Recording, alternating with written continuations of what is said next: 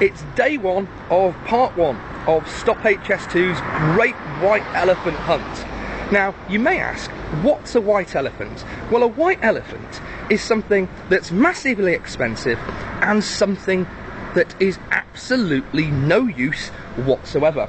And that's what we think HS2, high-speed rail, is. Now, £33 billion is what the government are proposing to spend on it. Well, £33 billion, that's a starting point, because what you've got to remember is, well, that's just building the track.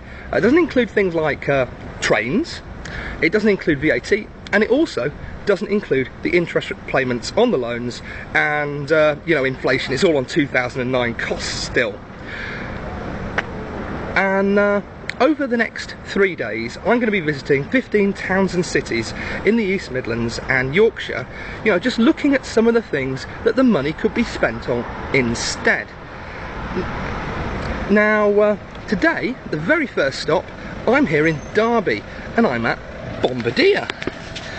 Now, you may ask, why is a campaign against a train at a train factory? Good question. Now, the thing is, we're not against trains, we're just against a colossal waste of money, something that only improves in the speed of intercity connectivity between London and Birmingham, London and Manchester, London and Leeds, London and somewhere between Nottingham and Derby, and London and somewhere around the South Yorkshire, Sheffield, Doncaster area. It's basically about getting more and more people to London, and that's all. Solves a tiny, tiny part of a massive jigsaw, which is the problems with today's rail network. As a result, our first stop today is Bombardier. And why here? Why here? Quite simply, so much of the problems on the rail network today can be solved by having longer trains. That's simple. You put on extra carriages. Now, some people have said, it's impossible, it can't be done. Of course it can be done. And if you want to know how it can be done, or why it can be done, it's quite simple. The next time you're on a train platform, especially one in the city, go up and down that platform and you'll see little yellow or black signs which tell the drivers of the longer trains where to stop. They are there, honestly. Now, building carriages, sticking longer trains on, is something that can be done a lot quicker than the time frame for HS2, which is, you know, decade or two before it's finished. And of course, it costs a lot less money. The other brilliant thing about it is that those carriages could be built here. You know, the high-speed rail, you're looking at the chances that the train's going to get built in Germany or China, because Bombardier's only got one contract left, and that's for the London Underground, because they didn't get the Thames Link. Thank you very much, Philip Hammond, well done. Idiots.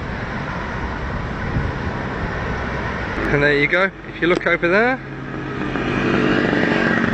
that could well be one of the last train carriages ever built in Britain. And here we are in Nottingham, or more rightly Clifton.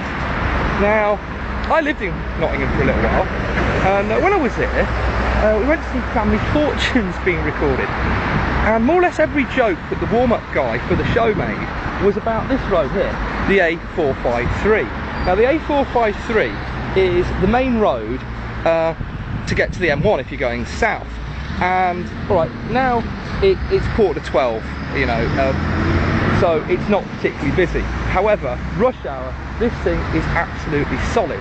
The county council not only say that, you know, it's a big impact on the local economy, but also that people actually abandon their journeys because this road is so bad. They're willing to put in 20 million as part of the 160 million cost to get this road dual carriageway. And the great thing about it is there isn't really much in the way of doing that. Total cost is 540. Sorry, total benefits are 540 million. So the total cost is 160. County council's putting up 20. So that's 140 for the government to put in to get this road dual carriageway. £540 million worth of benefits they reckon will come from it. Again, another thing that ain't going to happen. Aha! Appears to be Mansfield next. So, why am I in Mansfield? Or more rightly, why am I at Mansfield Fire Station? Well, luckily, as you can see, and as you can probably hope, by looking at the size of it, Mansfield Fire Station isn't one of those that's actually up for closure. And that's where this takes a whole more familiar feeling. Because obviously, where I'm from in Warwickshire, you know, we've just lost a load of fire stations through the cuts. Here in Mansfield, it's actually, I believe, that one that's going, the one with the big ladder. Well, basically, there's two big ladder platforms for Nottinghamshire, and one of them's here, and that's going. And it's just one of those things that, oh well, you know, we don't need it. Yeah, well, if you didn't need it, what have you got it for in the first place?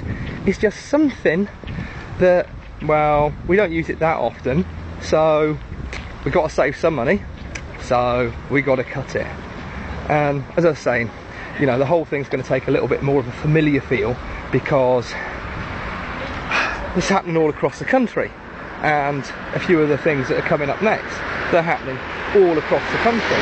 And I was thinking, if you can't afford to have the fire service properly equipped, for example, then how on earth can you afford to spend 33 billion quid on a vanity project, on a fast train for fat cats with unproven economic benefits, that is disastrous for the environment?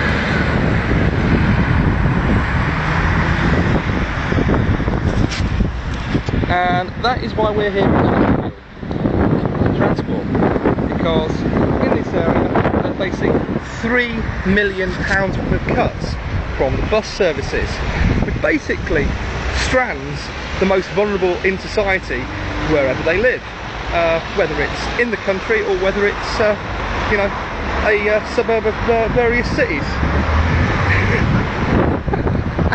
Yeah, I packed everything. I packed the spare generator, I packed the generator, I packed the pump, I packed the spare pump, I packed the battery pump. What did I forget to pack? I forgot to pack the weights that tie down the elephant, because yeah, a 10-foot inflatable white elephant in a wind, yeah, that's going to work, innit? And there it goes again. Oh, I think it's dead. Yes, 10-foot inflatable white elephant in the wind. You can see the wind on those flags over there. Yeah, so that's why I'm stood like this, because it's the only way the elephant. Even that doesn't work sometimes. Anyway, Chesterfield buses. Yes, buses. Bus station. Because Chesterfield is facing £3 million worth of cuts to the bus services, which basically means that if you live out in the sticks, or if you live out in an area that really relies on buses, i.e., you know, the poorest areas, you know, the people who don't have cars, the people who need the buses, you're stuffed. And that's happening all across the country, in that places are being cut off. Transport cuts to the most vulnerable in society. And yeah, we go back to HS2, transport project for the best well-off in society, and a massive subsidy into something that only benefits the richest too. So that's where we are. The good news is that the queue at the bus aren't going to forget today, because, well, yeah, they've... oh, and there it goes again. See, I moved away from it. I moved. Yep. Oh dear. Right, I'm gonna have to invest in some sort of clever, like, rope brick technology. Right, shall we try that again?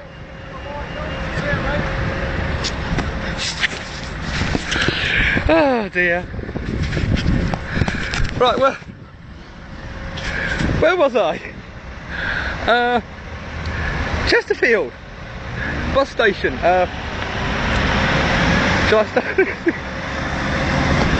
See, figure that. If the elephant is facing up the hill, because it's front heavy, it's working to a degree. It's going to go any second, isn't it? Oh, oh, no, no, no!